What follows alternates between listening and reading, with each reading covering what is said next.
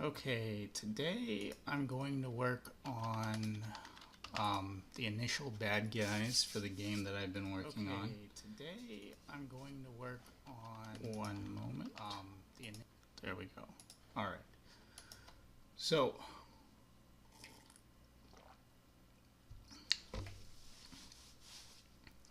far I've been making like basic bad guys, but I need something that you can start killing right away, who look defenseless, like something you would expect yourself to beat. So we're gonna go with baby potatoes and baby carrots, and they're going to be holding spears very poorly.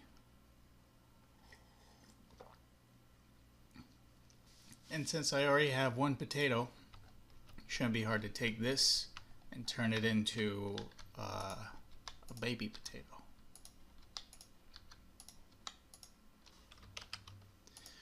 So I use paint.net, and OBS cannot capture all of paint.net correctly. So there's a lot of it that's missing. Over here is the tools bar, and then down here is the color bar, and then over here is the layer, and then up here is history. I normally don't use history for anything, and most people don't, as far as I know. Because you make a lot of edits really quickly, and so there's not much use to it. Down here on layers, I use this a lot. It's one reason I like this over Photoshop or GIMP. Photoshop and GIMP also has layers, but in order to get a clear background that doesn't have anything, you have to make a layer and then get rid of the layer underneath it for stuff like Photoshop, whereas with paint.net, that's just a given. You can delete something on one layer and it's just gone. There is no need to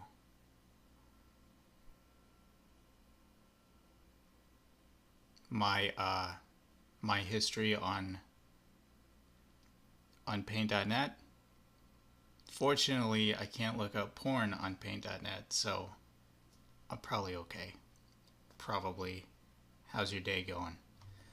So then next we have the color window, which you also can't see. It's a basic color wheel like you see on most things. You pick your color, you use it. For the most part, you're going to see me pressing K a lot. K is color picker, and then P. P is pencil. So I use keyboard shortcuts a lot. It saves you a lot of time if you learn them. Scrolling with the mouse makes you go up and down. If you hold shift, it makes you go left and right. Found that out by accident years ago. Other good ones, I think O lets you make lines. Those are very important. This saves you a lot of time. If you see on the top, you can see all these things that go with the tool here. So whatever tool you have, see, like with, don't be a jerk. With a pencil, you have just blending and selection clipping mode. But when you go to the line, you have spline versus Bezier. You have the brush width, which for the most part you're going to want that on 1 unless you're doing something special. You then have style. Again, you're probably going to want this to be just normal. You're always going to want fill to be solid color unless you're doing something that has nothing to do with pixels. Blending, again, normal unless there's something special you need to do. Here's the one that really matters. Pixelated selection quality is what you want. Anti-alias, when you have this, it can do a sort of pre-dithering for you, I guess, but it's just, it just makes some pixels more transparent than others, which when you're trying to do something that's solid, you definitely don't want that. Works great if you're working on a big picture. Doesn't work great if you're trying to make your little potato guy. Okay, So we have a makeshift color palette over here rather than using the one that's on the color wheel. I do this because this is this isn't specifically made for pixel art, and so choosing to use the color wheel is fine, but the color wheel is made with massive amounts of colors, and the color palette is just too much of a hassle for me to change. I prefer to just have some colors on the screen, and then I can get rid of them when I'm ready. Alright, so let's pull our baby potato to the front here. Let's take out 1, which is going to work as our example. We're going to bring it over here, make a new layer, and then I want to rotate this. There we go. Alright, then shrink it. Again, this is my selection is set to nearest neighbor. That way I can get the most pixel perfect version of whatever I'm shrinking.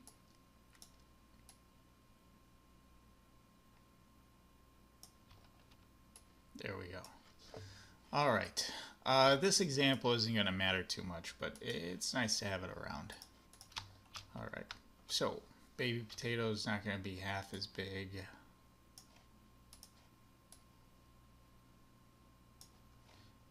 About that is what I'm looking for. And then width-wise, probably about there.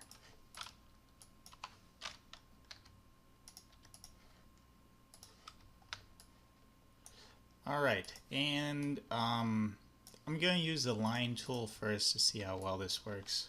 Let's get rid of this. Instead, I have this palette over here, and we're going to go with the color of this potato instead of the color of this potato. So we want to use yellows. Let's find the best ones.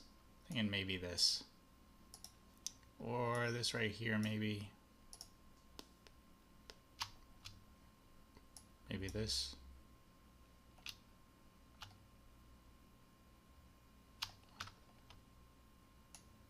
These right here.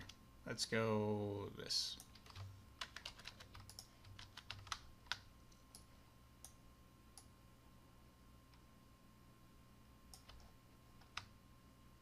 There we go.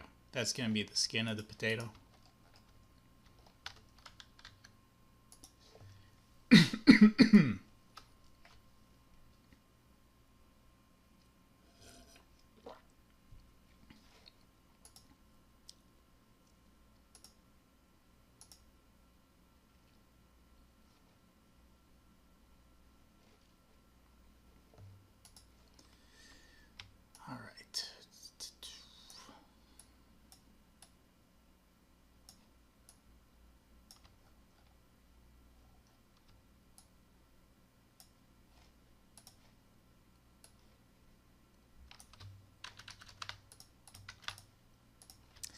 Okay, right there I added a new layer, and then I flipped that layer after I copied one half of the potato on it. This way I can then combine those layers, and there you go. I got a full potato. So easy. It's amazing. You do that by going up to layers and then add a new layer. Obviously you could do Control-Shift-N, but I'm never going to memorize that. To copy, you just Control-C, and to paste, you Control-V, so it's like anything else. If you've used those buttons before. Okay. So, let me think, what would be the perfect design idea? He's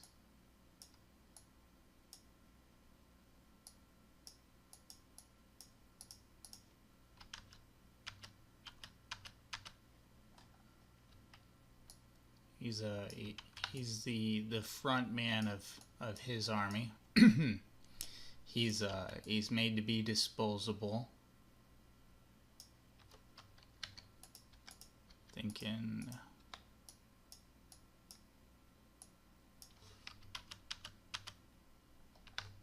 something like this. Looking a little cowardly. Looking off to the side. He doesn't want to be doing this.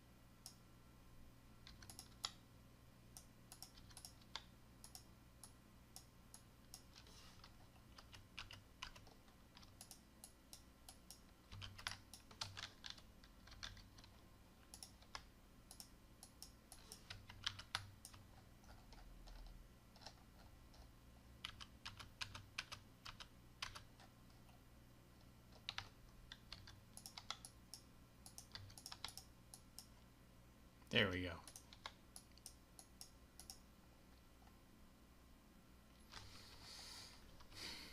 All right. So with the other potato, we gave him these kind of swirl things to the top of the head. We're going to do the same with this guy.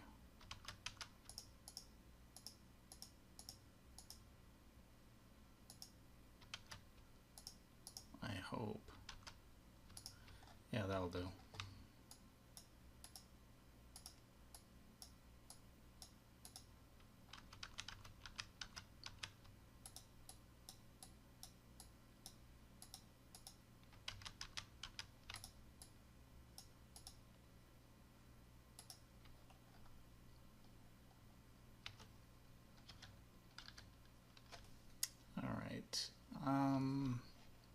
I think I'll stick with this yellow for his legs.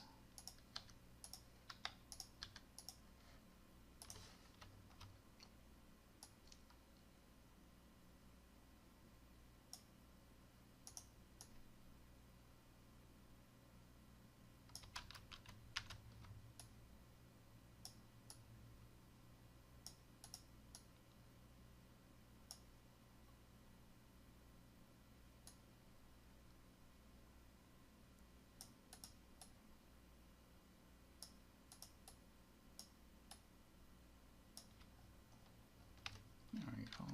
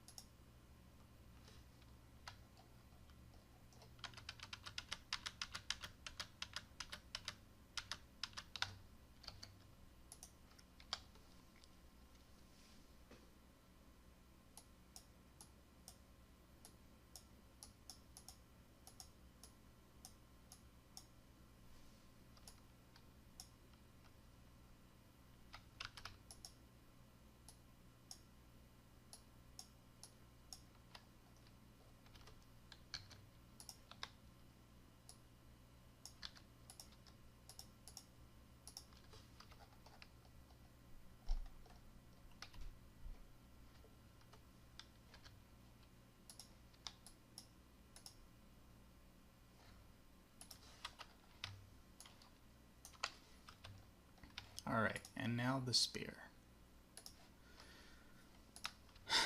Okay, brown spear.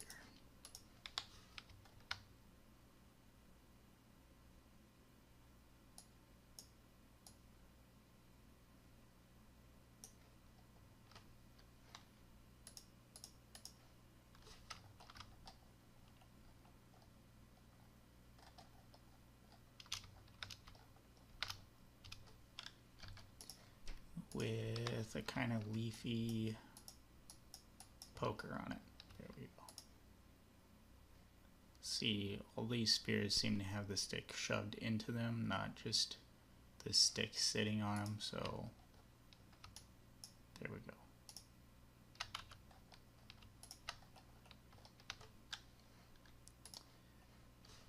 Right. And let's see, it was this color, so one brighter.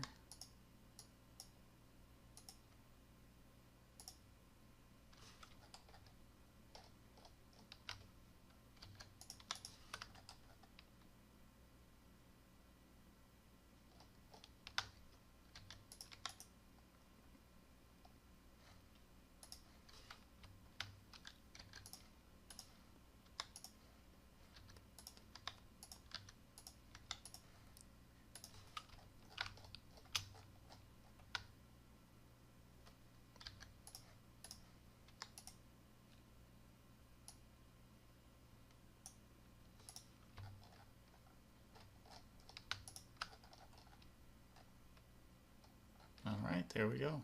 We got him. I know that was a lot of work, but it's over.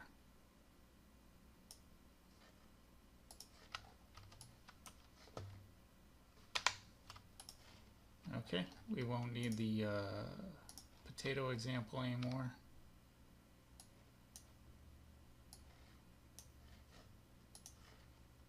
We're going to make him attack now, so let's copy his static sprite over to here.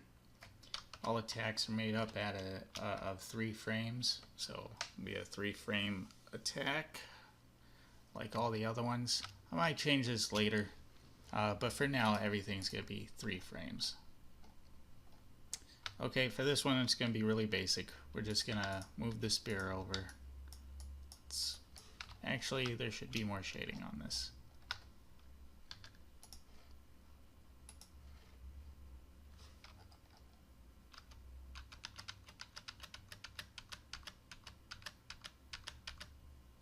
I knew something looked off. Well, that's too bad. Okay, so I've got the wand tool out, which you can use S to get to it. It's going to be the reticle with the line on it, so it looks like a wand. I have this out. I'm going to go up to this light bulb, turn it blue into some blue crystal ball thing, because I want to select all of the yellow. That way I can go to the curve tool, and I'm going to add some shading the fastest way I know how.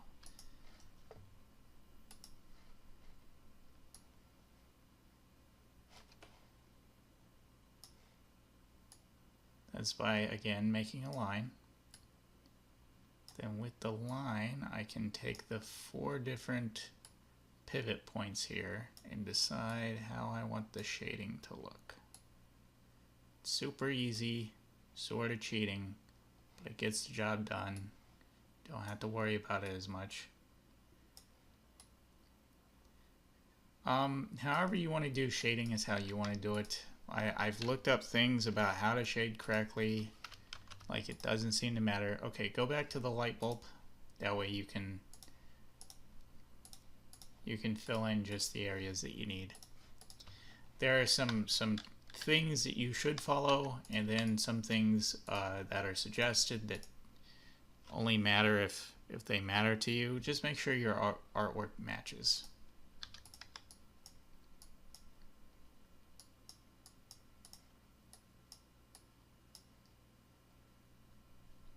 Does this guy have eyebrows?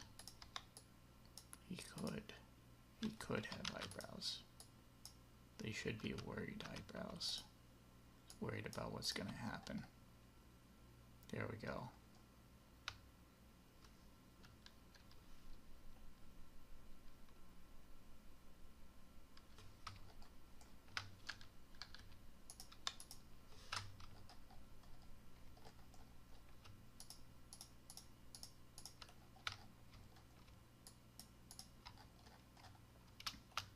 Properly shaded. Okay, and then a little bit of highlight.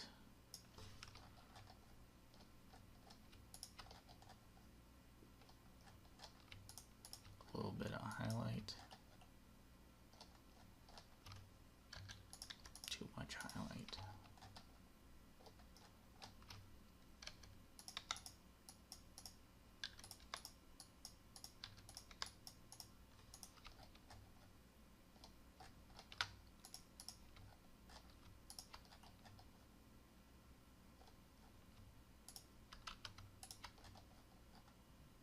I'm gonna go with that. All right.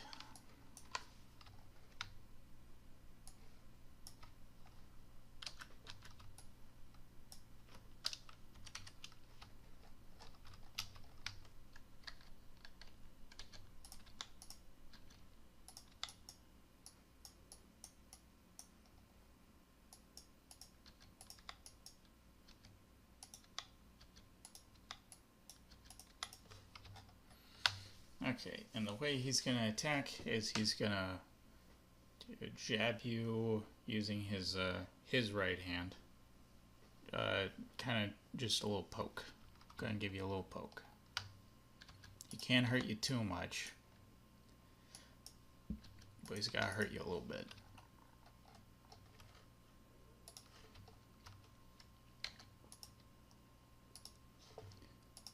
I think we're just gonna move this hand back a little bit.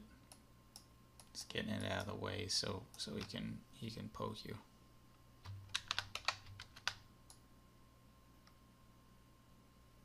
I think he's gonna bring it back to here. Give himself some poking room.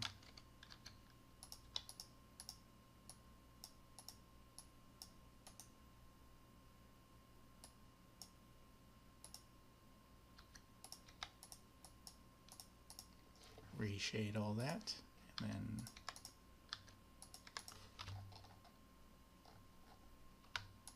I don't know, it was probably there. Doesn't matter now.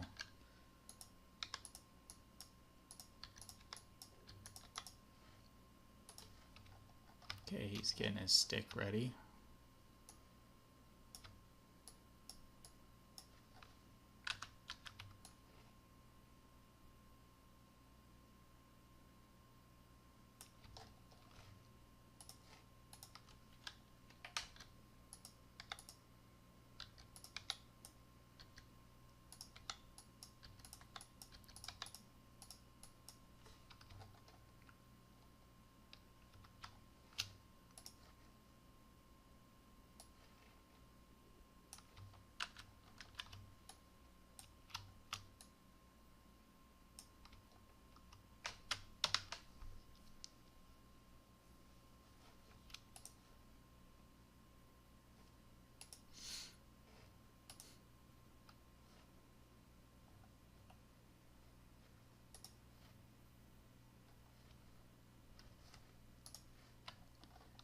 Okay, now he's gonna turn a little bit. So we're gonna move his eyes over.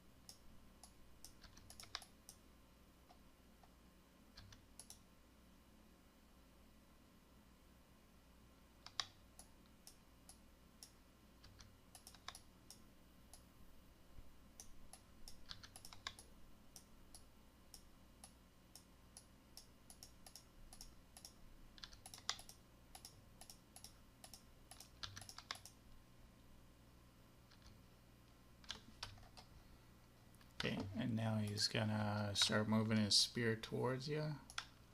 So we gotta make it look like he's turning it a bit by making it smaller. Gonna raise his hand up to there.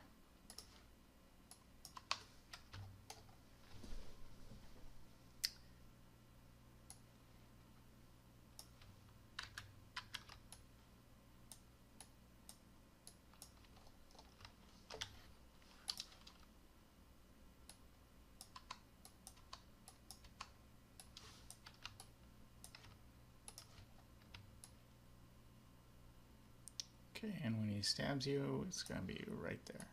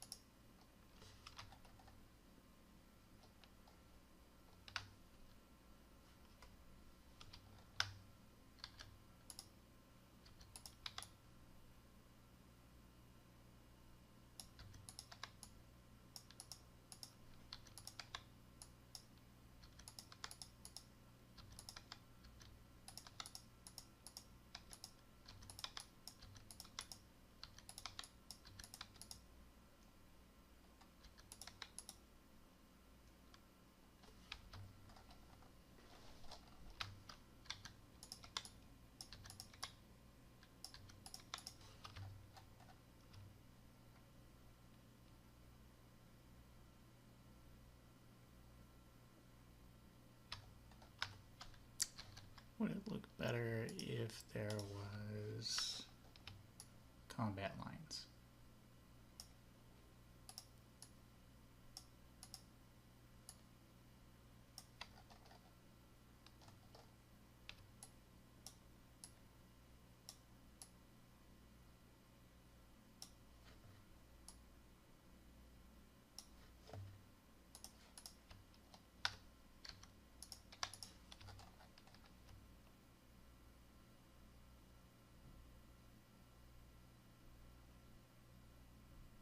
Maybe. I'll test that in a moment. Okay, now he's gonna get hit.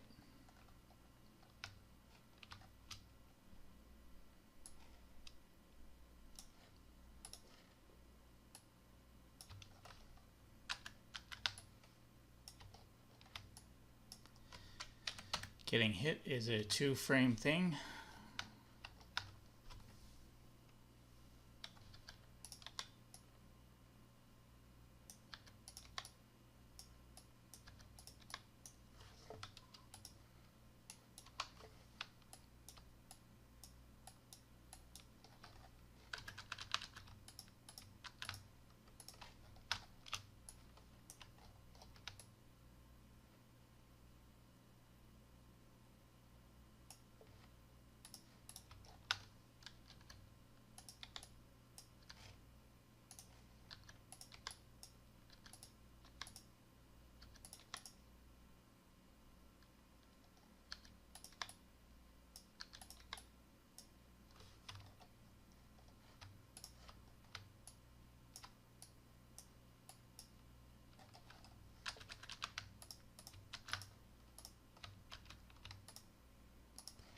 There we go.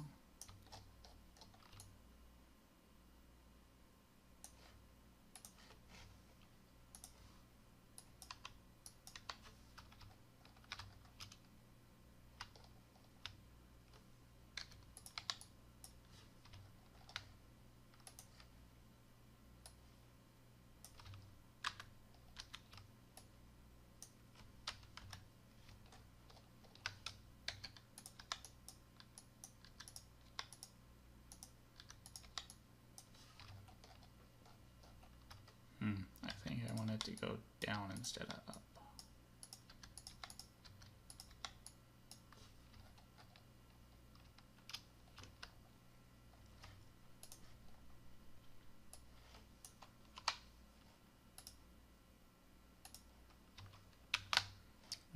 Now I'm going to save this.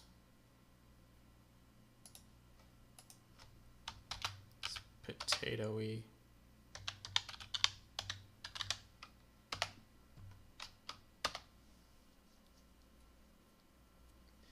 All right.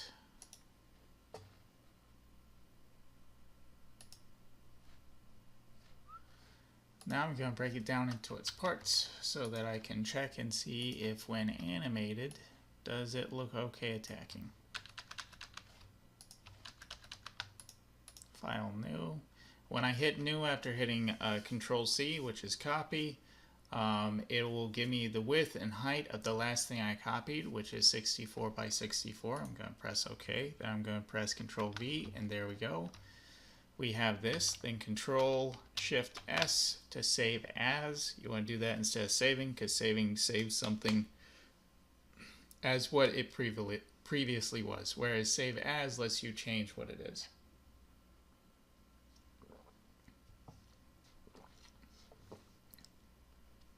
Okay, and I am going to be making parts of an animated GIF. So this is going to be Potatoey 1. Alright, come back here, get the move selection. There's two different moves. There's move selected pixels and there's move selection. Move selection allows you to move your selected box, whereas move selected pixels will move the image that you've highlighted. Okay, Control S, and this one's going to be Potato. Control Shift S, this one's going to be Potatoey 2. Do it again. Copy, V, Control Shift, Potatoey 3, and then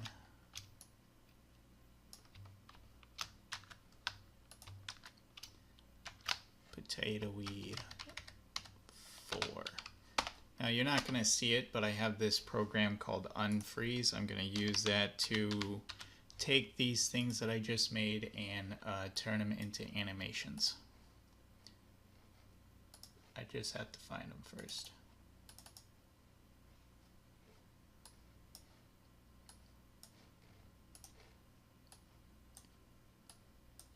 One, 2, 3, 4, and then I'll just make it Potatoey GIF.